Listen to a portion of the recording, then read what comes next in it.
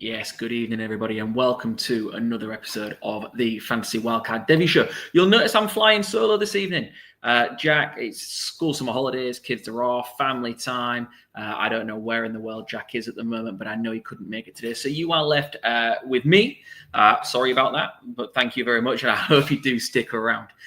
Listen, this evening, I thought we would have a look at something a little bit different. This has become a little bit of an annual thing for me now. And I know that one of the last times we were together, just me and yourselves, we also looked at this idea.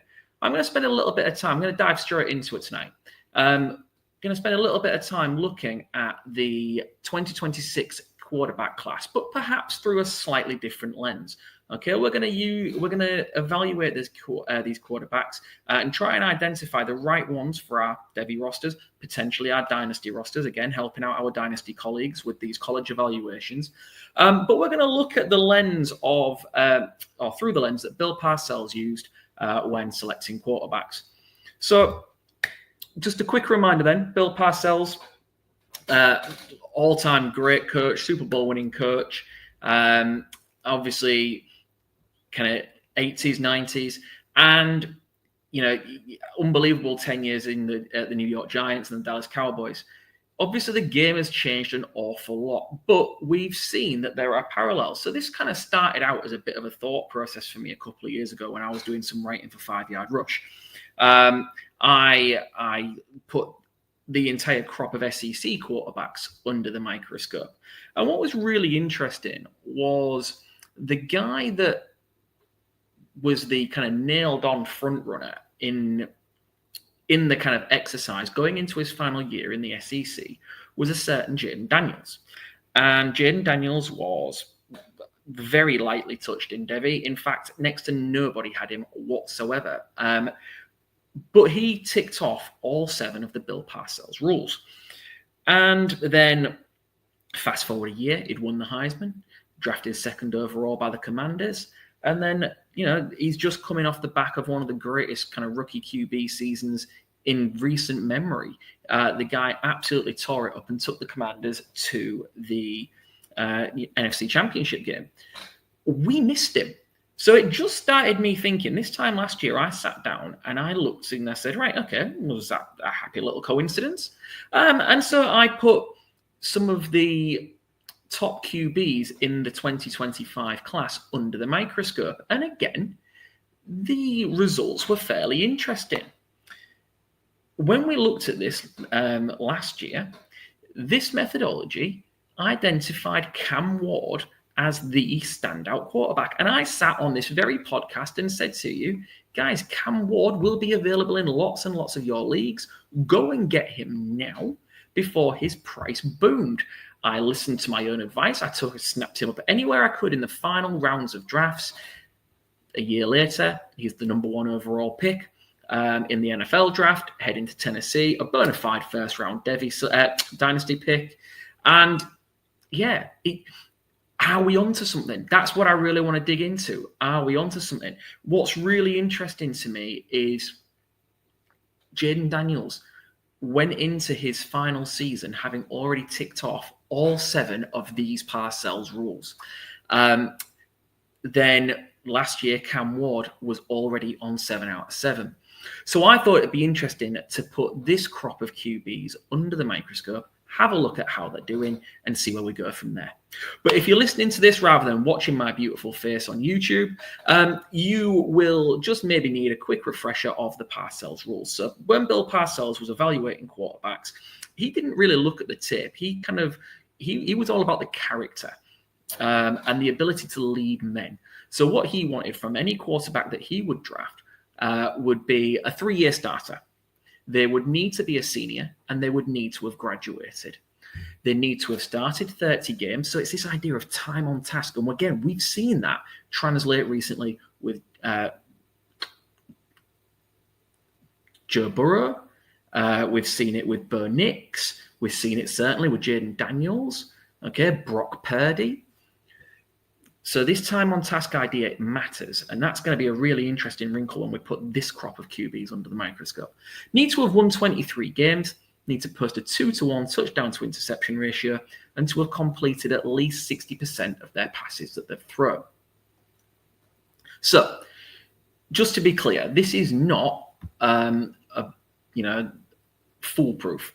If you look at hits using this system, guys who have gone on to be great, either fantasy football quarterbacks or just NFL quarterbacks, Matt Stafford, Drew Brees, Andrew Luck, Lamar Jackson, Kirk Cousins, Derek Carr, Brock Purdy, Jayden Daniels, would all certainly be hits using this methodology if you were going to use it as the be-all and end-all to set, pick your fantasy football team.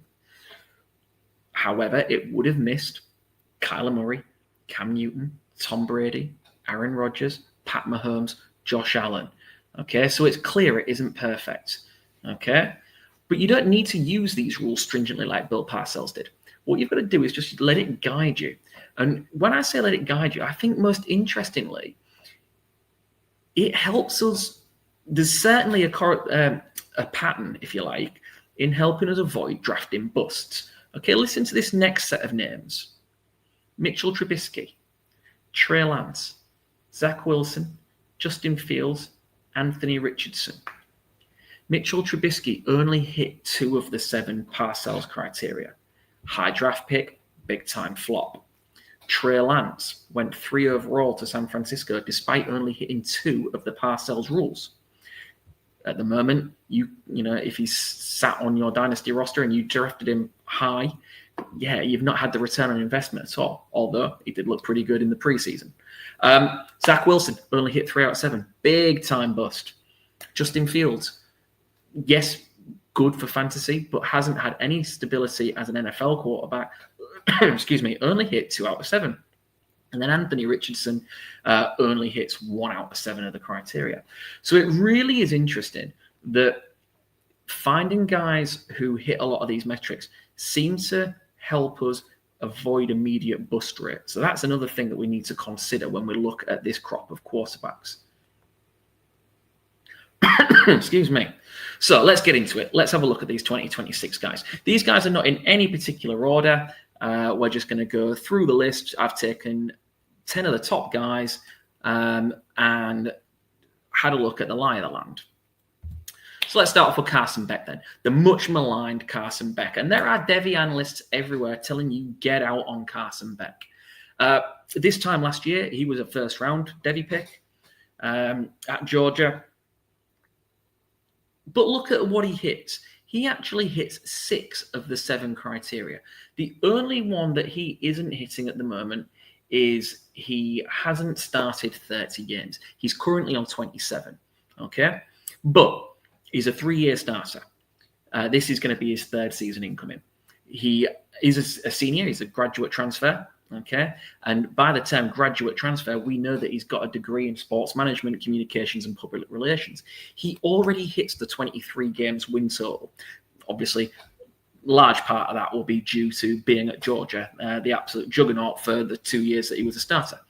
He has a 58-20 touchdown to interception ratio, so well over that 2-to-1 threshold. And he has thrown a completion percentage of 68% of his passes. So that, again, is well above. Now, listen, I don't want this to become a hang your hat on. I am certainly not telling you to hang your hat on Carson Beck. Carson Beck needs to bounce back in a big way this year to recover that kind of floundering stock. People are telling you to get out for a reason, But there are some things that are working in his favor. He steps into a great situation in Miami, and we only have to look back and see what Miami did for Cam Ward 12 months ago. Cam Ward stepped in, led from the front, and vaulted his draft stock. Now, what's to say that Carson Beck can't have a similar situation?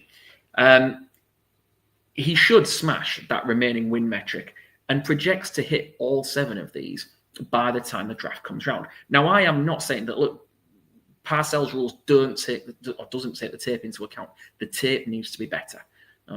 We need to see him rise to the occasion in the biggest moments and play better ball.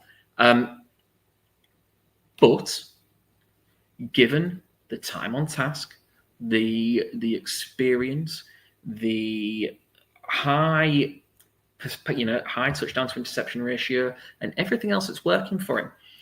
I think I would be going out and seeing who's got him at the moment, and if they just want shut, I certainly wouldn't be paying a lot for him. Okay, but when we look at where QBs have been successful, Beck stands to go into the NFL draft next year having hit all 7 of these metrics, and he may just be a potential sneaky buy low candidate, especially if he starts well in the next couple of weeks. Okay, just keep it out there. I don't know what I expect. I don't know if I am expecting him to really go on and be the guy, but the data here and the track record of that data says that he should be okay. Moving on then. Here's an interesting one. Arch Manning. Now, we are not expecting Arch Manning to come out, but he is draft eligible, so I've included him in this data. But you will see he only hit 2 of the 7 metrics. A lot of that is because he's taken his time and he's sat behind Quinn Ewers. We know there's a story to paint around this. And we also know that he is ludicrously talented.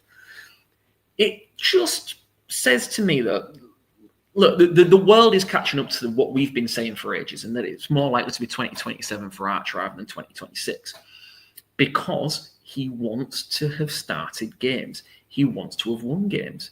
Okay, he wants to enjoy his college experience. That's something that Peyton Manning's come out and said. He wants Arch to enjoy his college experience. Now, he may not hit the 3-year starter, but it may well be that he's a 2-year starter. But that should see him over the 30 games. And more than likely, the juggernaut and the way Texas are playing at the moment, and the setup that they have there, he should hit the 23 games, no problem. He would be an outlier by the Parcells methodology this year, and therefore I think he, like we've said all along, he'll return to school. Interestingly, we're going to talk about a name later on who has improved every year upon year in this metric. Another guy who did that last year was Jackson Dart. And Jackson Dart's a really interesting case study that you could put Arch Manning under the same lens, because the first time I did this exercise, Jackson Dart hit 1 of the metrics. Going into last season, he hit 4, and by the time he was drafted, he hit all 7. Okay, so by waiting and holding time, there's the opportunity for these guys to improve, and I think that is exactly what we're going to see Arch Manning do.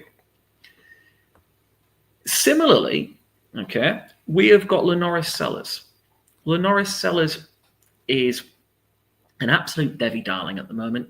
If he was available in any leagues, I doubt he would have been. I guarantee he isn't now. He would have been a first-round Devy pick this year in a supplemental draft, and likely a very top pick in a startup draft. But again, he only hit 2 of the metrics. And if I'm going to be a real negative Nelly, what you've got to look at is when we talked about those busts earlier on, only hitting 2 of the 7 metrics. All the physical tools are there at the moment. Lenoris Sellers has all the physical traits to be a star. But when you think Anthony Richardson went in only having 1 of the 7 metrics and now looks like a big-time flop that is setting your team back 2 or 3 years potentially, I would feel loads more comfortable if we saw Lenoris Sellers tick a couple more of these off and get some of that experience. But I think he's going to be one that rides the wave of the momentum that carries him forward. Look, he's immensely talented. He is. Of course he is. But he's young. He doesn't have the experience. All I'm doing is posing that thinking question of, are you going to take everything you see on the tape? Are you going to combine it with this? It's a profile that at the moment worries me. All right. Parcells, following the Parcells rules, he would avoid Lenoris Sellers if he were to declare in 2026, which absolutely flies in the face of common consensus. We've seen the range of outcomes for physically gifted dual quarterbacks when teams bet on traits. Like I said, Anthony Richardson, Jalen Milroe this year. Okay, we're only a year or so ago removed from Jalen Milroe being another really high Devy selection because people were looking to bet on traits. The passing never developed, and subsequently his draft stock took a tumble. He's in the third. He got drafted in the 3rd round by Seattle. He's going to be backing up Sam Darnold this year. It's hard not to fall in love with Lenoris Sellers' traits. But these rules just show that might be a risky investment. It's not to say that this season he couldn't blow the doors off things and really kind of, give us a reason to fly in the face of these rules. But right now, it just shows that there's risk and reward, certainly in Lenoris sellers. Next one I want to talk about is Drew Aller. Drew Aller is on that Jackson Dart plan.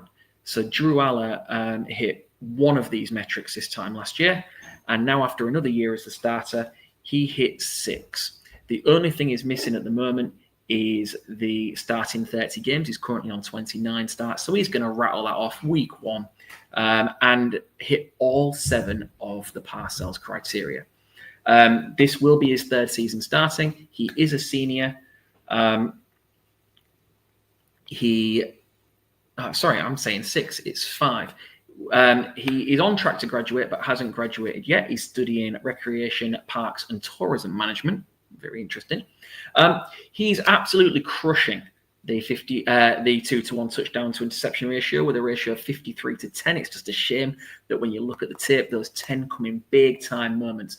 He improved his passing numbers massively last year. And his passing efficiency to drag him over that 60% threshold. He's at 62.9%.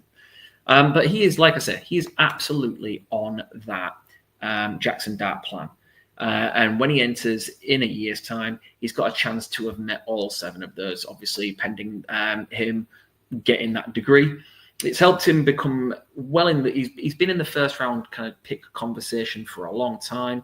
He may have fallen off. People seem to be cooling on him at the moment because of questions about his ability to deliver in the biggest moments.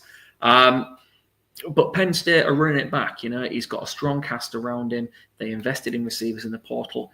This should help him strengthen his argument for a first-round draft selection come next year.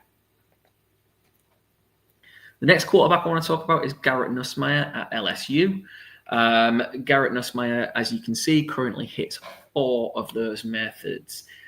He is a redshirt senior, so we've given him that one. He has graduated.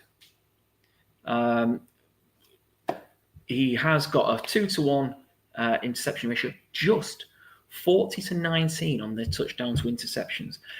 He has got 60% of the passes. He has a career completion percentage of 62.6%, so he is above that mark. This is going to be his 2nd season as a starter. Obviously, he sat behind Jayden Daniels, so that is going to knock that one. He's not going to hit that.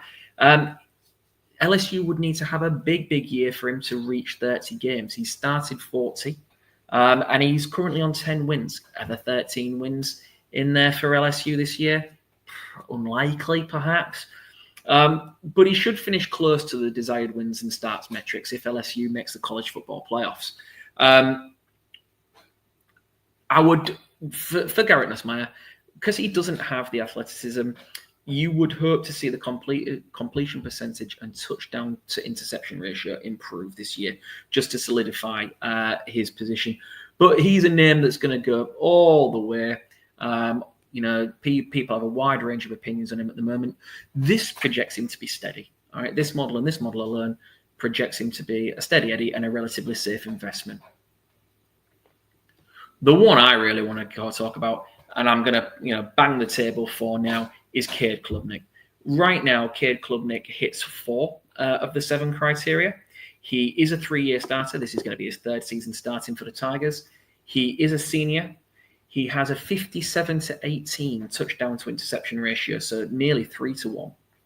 Well, better than 3-to-1. And he has completed 63.4% of his passes to date in his career. He is studying marketing. Given that he's in his 4th year, it's highly likely that he's got his undergraduate degree already, but that is unconfirmed, so I've not given that one to him. He's currently on 28 starts and currently has 19 wins. So there's a very real chance. So I'm giving him 4 out of 7 there, but there's a very real chance that he actually is on 5 out of 7 already if he has that undergraduate degree. This is a player on an upward trajectory after a strong end to 2024. And if he goes into the NFL draft having hit all 7 of those metrics, right now he's the one that I would want. I'm telling you now, I took the rough with the smooth. I got him low. after his first season, and I even in a couple of places took a gamble on him as a freshman quarterback in the later rounds of drafts. He has grown massively, and like I said, he is my favorite for the Heisman.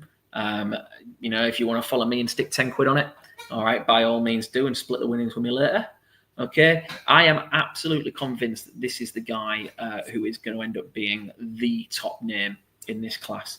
And I will feel even more comfortable if he rattles off those remaining criteria and goes into the NFL draft with 7 out of 7.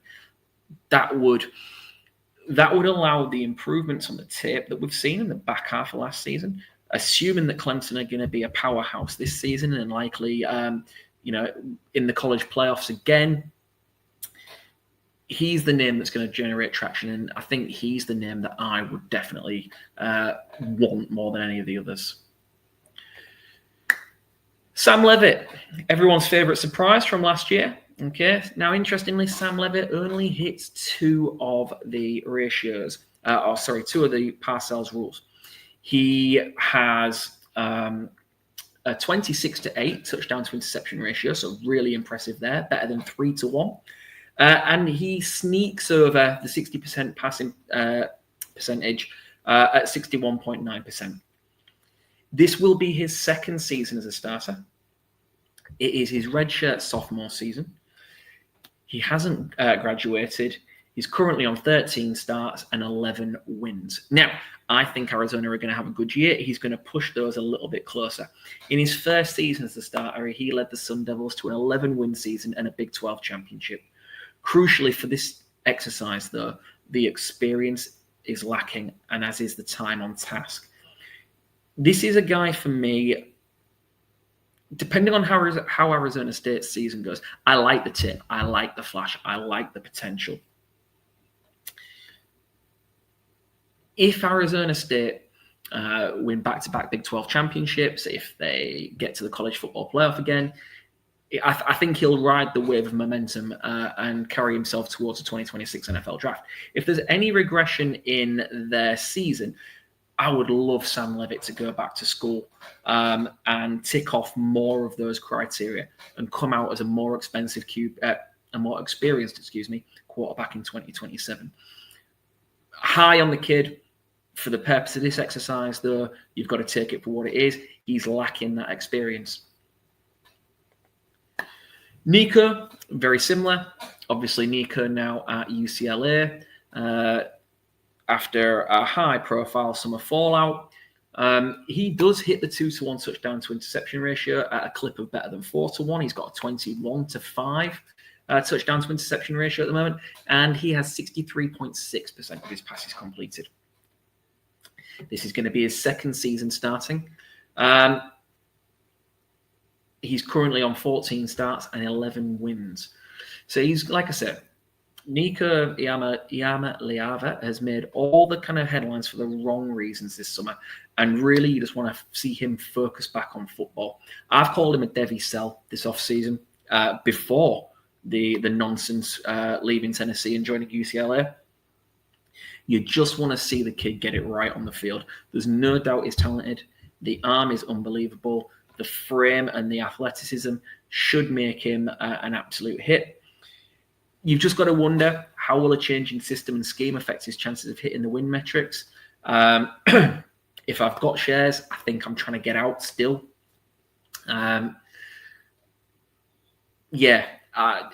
It's a tough one. It's a tough one. I think he's harmed his chances. I can't see him declaring in 2026. I think it'd be foolish to at the moment.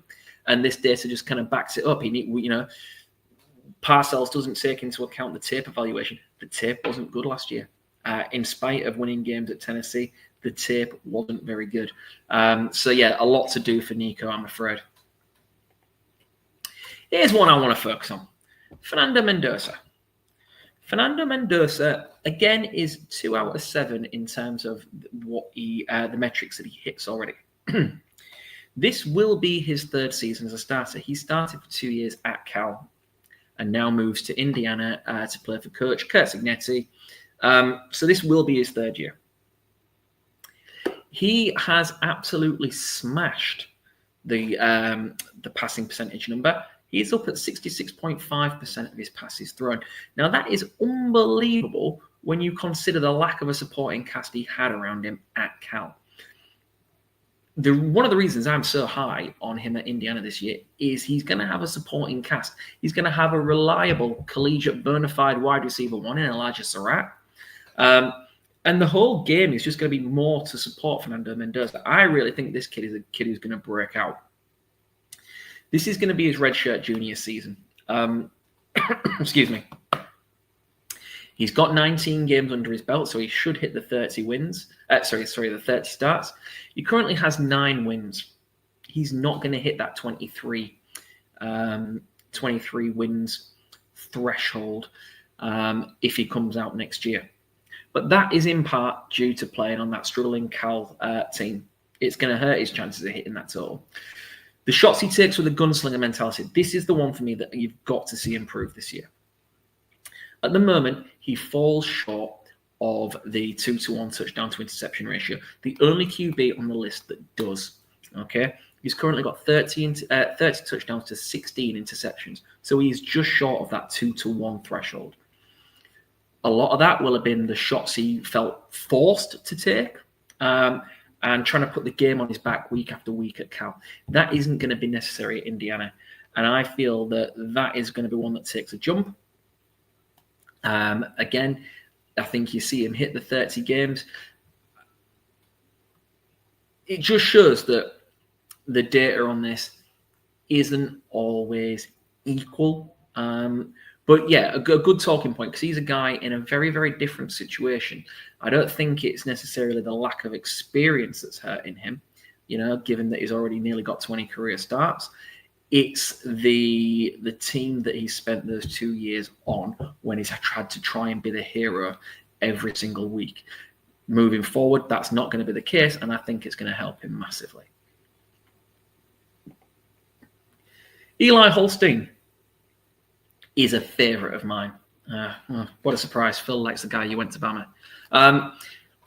Listen, Eli Holstein, again, is low on the kind of metrics in terms of what he's hit. He does hit the 2-to-1 touchdown to interception ratio at a clip of 17-7, and he is over the 60%. He's up at 61.9%. So not lofty numbers, but it is above there.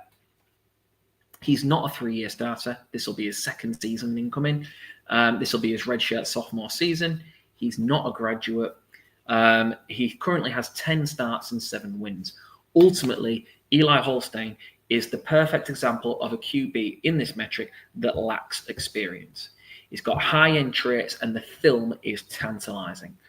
In time, he can develop into a first-round draft prospect, no doubt about it in my mind. Holstein may be the ideal type of candidate when you look at this to head back to school and declare in 2027. Right now, it would be difficult to project drafting him using this model due to the lack of experience. However, Devy players, guys, go and grab him in the late rounds of your supplemental drafts. If he goes back to school in 2027, he could be absolute dynamite. Absolute dynamite. That would be my recommendation to you. Grab him late in your drafts. We've seen there is a trend, like we said, with Cam Ward, okay, with Jayden Daniels, Bo Nix, these senior transfers or guys who move on to a second school and really kick on and elevate their draft stock. Fernando Mendoza, the guy we just mentioned, is a guy I'm expecting that to happen for this year as well.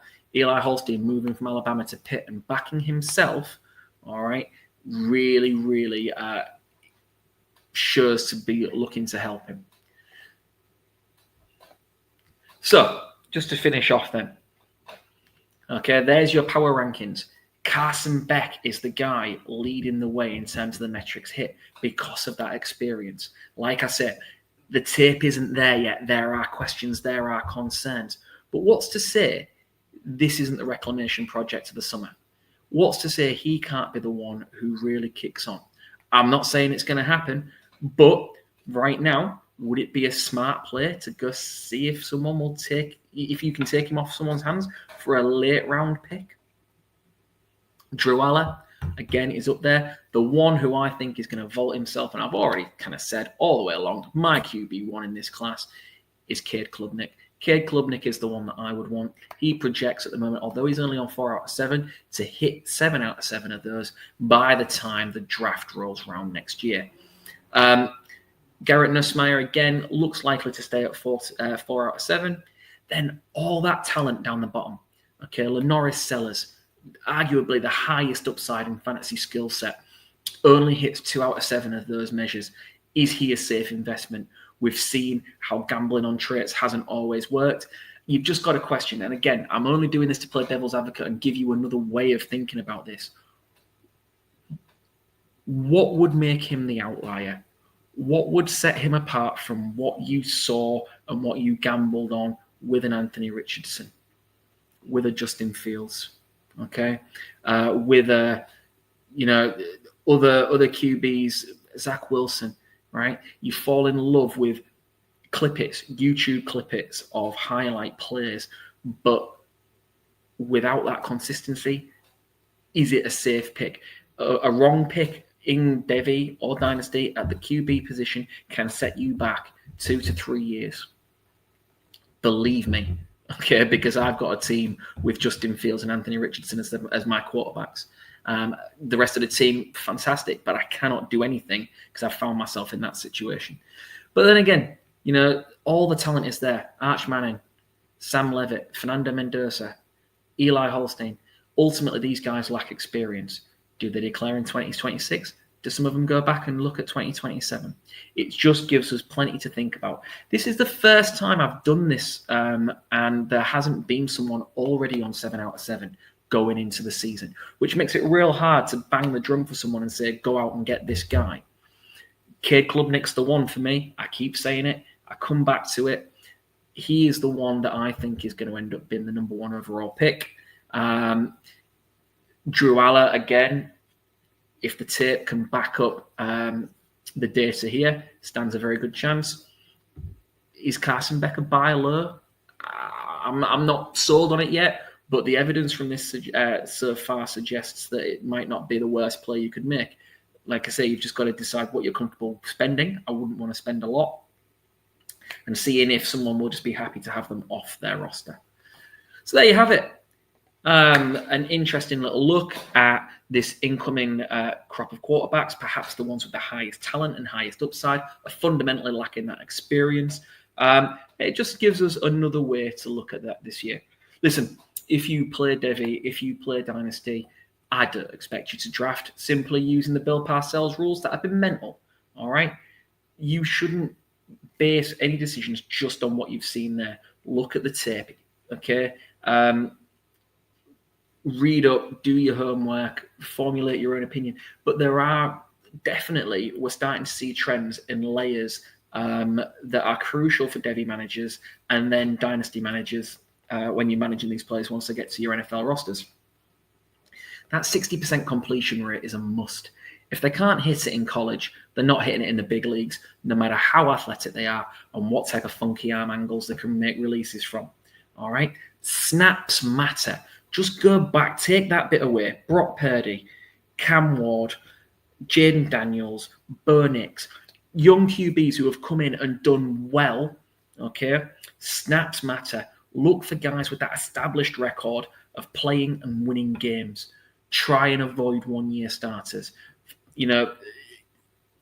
Unless there's truly exceptional circumstances, and I can't even think what they might be. I'd say that is an absolute must. Okay? Don't use these rules as commandments for drafting. Otherwise, you could end up with a team of Desmond Ridders and Kenny Pickett's. They both scored very, very well using this methodology. Look at them, but use it as another layer alongside what you see on tape and using your own rankings when you're tiering these guys. Yeah, so there you go. Something a little bit different to chat with you about this evening. I hope you've enjoyed it. In the meantime, okay, you can follow me on X at PoshPlayersFF. You can follow the team account at Wildcard Devy, particularly as college season rolls round. We cannot wait to start sharing clips and updates and on all your favorite Devy relevant players. Follow the whole team. If you don't already, what are you doing? How have you got this far without going and following at Fantasy Wildcard, the Wildcard Dynasty guys, Lewis and the Fantasy Pancake, on X and YouTube, Mags and the Hot Seat? All this amazing content is coming out. Okay, go and sign up to the link on YouTube. Go and sign up on X. All right, we will make it worth your while. There's so much quality content coming from the guys this season. Until next time, all right, we'll be back in a fortnight. It might be me, it might be Jack, it might be the pair of us. Who knows? Thank you very much for listening. All right, see you soon. Peace.